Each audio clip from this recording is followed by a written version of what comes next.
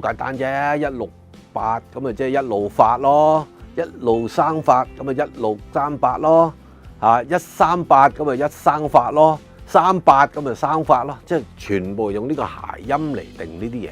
其實呢啲嘢咧係有少少術數根據嘅。點解咁講咧？我哋術數裏邊咧有一樣嘢就叫做河圖。河圖係乜嘢咧？河圖係10個數字。呢10個數字咧就係3同埋8咧就喺東方，2同7咧就喺南方，4同9咧就喺西方，1同6咧就喺北方，5同10咧就喺中間。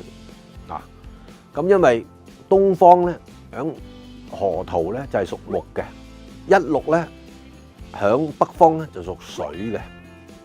嗱，木咧就係喺五行裏邊咧唯一一個你擺一棵細嘅植物，只要你有陽光、有水分、有嗰啲嘢咧，佢係會自動生長，可能變咗一棵大樹嘅。